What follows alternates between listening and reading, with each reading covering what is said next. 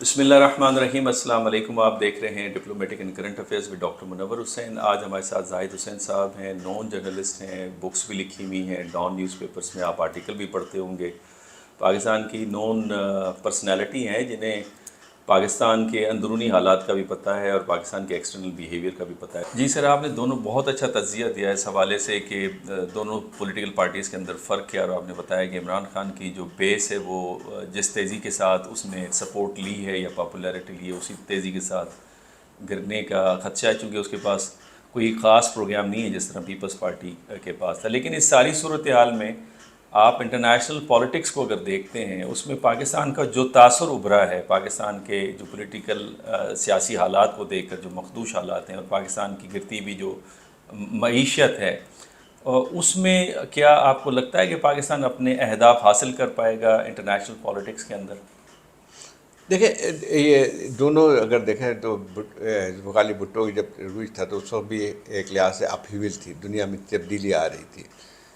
تو لیکن بھٹو کی ایک سب سے بڑی بات یہ تھی کہ اس کو ایک ایکسپیرینس فارن پالیسی کا بھی تھا۔ ایک ڈومیسٹک پولیٹکس ہم ڈسکس کر چکے ہیں کہ اس کو کیا دیا، لیکن سب سے بڑا جو بھٹو کا ایک لحاظ سے جس کو کہتے ہیں کہ جو ایسٹ تھا، وہ ان کی جو ایک ویژن تھی فارن پالیسی پہ، ایک گراف جو تھا، وہ میرے خیال پاکستان کی کسی لیڈر میں آج تک نہیں ہوا ہے۔ تو اس نے جو ہے ٹرینڈ کو سمجھا تھا، اور اسی لحاظ سے پاکستان کی فارن پالیسی میں بہت بڑی تبدیلی آئی تھی۔ وہ پیریڈ تھا جہاں پاکستان اپنے جو ہے امریکہ کے ساتھ تعلقات میں صدموری آئی تھی، کولڈ وار کے بعد، 71 کے وار کے بعد۔ تو اس لحاظ سے دیکھا جائے تو اس وقت آپ کی امداد بھی بند ہو گئی تھی۔ بھٹو نے ایک نیا رخ دیا تھا فارن پالیسی کو، چائنا کے ساتھ دوستی کو کہہ لیں، پھر اس نے جو ہے جو رشیا کے ساتھ بھی ہمارے تعلقات تھوڑے سے بڑھنے شروع ہوئے اس زمانے میں۔ تو ایک حد تک جو ایک لحاظ سے ایک لحاظ سے جو پالیسی میں ایک عنصر تھا جو صرف امریکہ کی تھا، اس کو ہٹا کے اس نے جو ہے کئی اس کے جو ہے مختلف لوگوں کے ساتھ، ممالک کے ساتھ تعلقات بھی بڑھائے۔ وہی دور تھا جب پاکستان کے اسٹریٹجک ریلیشن شپ چائنا کے سور میں بنی۔ پھر ایک اور بات بھی تھی کہ اس زمانے میں جو مڈل ایسٹ بھی جو ہے اپہیول سے گزر رہا تھا۔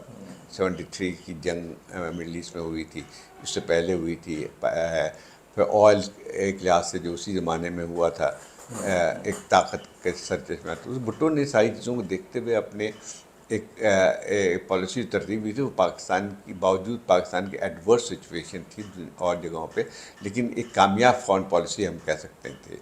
اس میں بہت بڑا بھٹو کی جو بھی ایک لیگیسی کہہ لیں، اس میں سب سے بڑا اگر ایک دیکھا جائے تو بھٹو کا جو ہے ایک ویژن جو فارن پالیسی میں، وہ سب سے بڑا اس کا کنٹریبیوشن ہمیں نظر آتا ہے۔ لیکن خان صاحب میں نظر آتی ہے وہ خان کہتے صاحب تھے نے تو آزاد فارن پالیسی، بالکل نہیں، خان صاحب کے پاس تو اس قسم کا کوئی ویژن ہی موجود نہیں ہے۔ خان صاحب جو ہے ایک جہاں سے ریٹرک تک بہت ساری چیزیں کہتے ہیں، لیکن میں خان صاحب سے میں تھوڑا سا معذرت کے ساتھ، نہ ہی ان میں جو ہے صلاحیت ہے، نہ ہی ان کو علم ہے انٹرنیشنل ٹرینڈ کی۔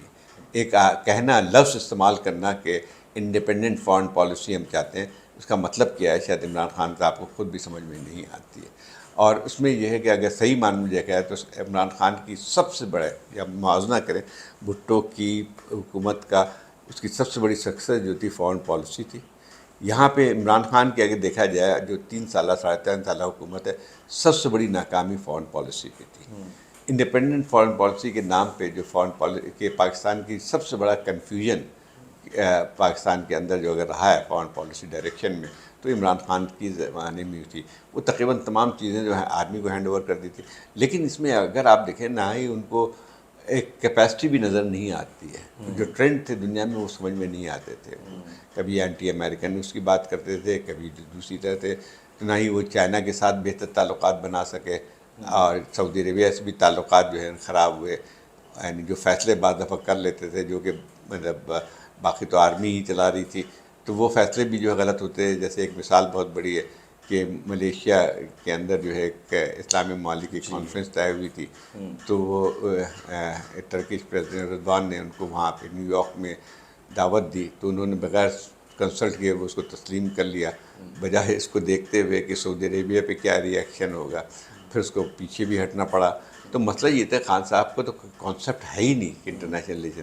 ایک اگر آئیڈیلزم کو کہہ لیں تو وہ آپ کو نظر آئیڈیلزم تو ہو سکتی ہے لیکن آئیڈیلزم کی کوئی بنیاد نظر نہیں آتی. اسلامی فوبیا کی ضرور بات کرتے تھے لیکن اس کی بھی حقیقت بہت ہی شیلو تھی. مطلب یہ ہے کہ جو اگر آپ اس کے ویٹ ہی نہیں تھا انٹرنیشنل اس میں. ٹھیک ہے یہاں پہ جو لوگوں کو بڑا انہوں نے کہا کہ جی انہوں نے بڑا نعرہ بلند کیا لیکن اس کی حقیقت کیا تھی؟ کچھ بھی نہیں تھی. اس لیے کہ دنیا میں اس کو کون سے کریں گے جبکہ پاکستان کے اندر خود جو صورتحال تھی یعنی ریلیجن کے حوالے سے ہمارے اپنے جو ہے جو ریلیجس مائنورٹیز تھے ان کے ساتھ جو سلوک تمام چیزوں کر رہے تھے یا ریلیجس فریڈم کے حوالے سے پاکستان میں جو صورتحال تھی یا جو جس قسم کے سیکٹریین جو یہاں پہ لڑائیاں تھیں اس وقت عمران خان صاحب کا کوئی بھی اس میں نظر نہیں آتا ہے. تو مطلب یہ ہے کہ عمران خان انہوں نے جو ہے پورے 3 سال میں خیال مشکل سے 3 ممالک کا شاید دورہ کیا ہوگا. وہی مجبوراً میں چائنا سعودی عربیہ اور ایک دفعہ ٹرمپ کے اس پہ چلے گئے تھے لیکن باقی کام انہوں نے آرمی پہ چھوڑ دیا تھا.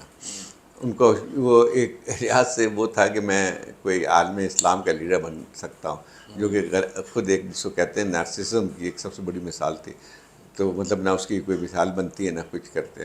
تو اب یہ اگر دیکھا جائے تو سب سے بڑا یہ ہے کہ جو عمران خان کی اگر میں تجزیہ کروں فائنل اس میں تو وہ صرف کنفیوژن تھی ہر جگہ. کوئی ٹھوس پالیسی آپ کو نظر نہیں آتی ہے. اس وقت آپ کیسے دیکھتے ہیں پاکستان کی فارن پالیسی، پاکستان کا جو امیج ہے دنیا کے اندر، کیپ ان ویو جو ہماری پولیٹیکل اینڈ اکنامک کنڈیشن ہے؟ دیکھیں اگر دیکھا جائے تو پچھلے چند سالوں میں خاص طور پہ افغانستان سے امریکہ کے انخلاء کے بعد اور بھی جو چیزیں ڈیولپ ہوئی انٹرنیشنل فورم پہ اس میں پوری جیو اسٹریٹجک میں جیو پالیٹکس میں بالکل ایک تبدیلی لائی ہے. بہت جس کو کہتے ہیں کہ ٹیکٹونک چینج آیا ہے جو کہ پوری اس پہ.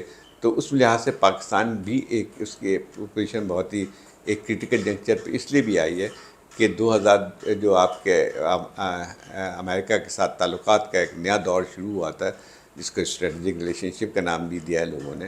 میں خیال وہ تو ٹرانزیکشنل ریلیشن تھا لیکن وہ 2022 میں افغانستان سے امریکہ کے انخلاء کے بعد وہ ختم ہو گیا. اب اس وقت جو یہ ہے کہ جو امریکہ کی اپنی پرائیورٹیز جو ہیں وہ کمپلیٹلی ڈفرینٹ بن کے آئی ہیں. ان کی پالیسی کا اس وقت دائرہ کار جو ہے وہ چائنا کے کنٹینمنٹ کی بات ہے. پھر یوکرین میں جو جنگ ہے اس میں رشیا کے خلاف جو ہے وہ تھی. تو فارن پالیسی کے جو محور ہے وہ پورا چینج ہو گیا ہے. تو پاکستان کو بھی یہ حقیقت کو سمجھنا چاہیے. پاکستان ایک کریٹیکل جنکچر پہ کھڑا ہوا ہے اس وقت جو ہے. پاکستان پہ ایک تو سب سے بڑی بات یہ آتی ہے کہ جب ہم فارن پالیسی کی بات کرتے ہیں تو فارن پالیسی ہوا میں نہیں بنتی ہے. ایک جو ہے جو اس کے متعلق مشہور فریز ہے کہ foreign policy starts from home. جب آپ کی جو ہے جب آپ کے ملک جو ہے غیر استحکام ہوگا اور اس میں جو ہے وہ کوئی ڈائریکشن نظر نہیں آتی ہے، انسرٹنٹی ہوگی، تو پھر یہ امید کرنا کہ کوئی ایک اچھی فارن پالیسی بن سکے وہ نہیں ہے. دوسری بات یہ کہ ہمیں یہ بھی سمجھنا چاہیے کہ دنیا میں تبدیل ہو رہی ہے. اس نو مور کیا کہتے ہیں جو ایک یونیپولر ورلڈ نہیں ہے، اس میں تقسیم ہو رہی ہے. اور سب سے بڑی بات ہے کہ کئی پاور سینٹر بھی بنتے آ رہے ہیں. ملٹی پولر سسٹم بن کے آیا ہے. چائنا ایک سپر پاور کے طور پہ ابھر کے آیا ہے، اس کا اپنا انفلوئنس بڑھتا آ رہا ہے.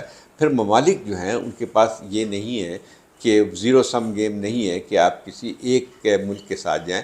جتنے جو ان کے اپنے مفادات ہوتے ہیں اس لحاظ سے ان ممالک کے ساتھ جو ہے وہ تعلقات بھی رکھتے ہیں. جیسے کہ مثال انڈیا اور چائنا کی ہے، کشیدگی ہے ان کے درمیان، بہت سارے مسائل بھی ہیں اور حالیہ دور میں جو ہے وہ تو کافی سنگین قسم کے جو ہے وہ کلیشز بھی ہوئے ہیں بارڈر پہ.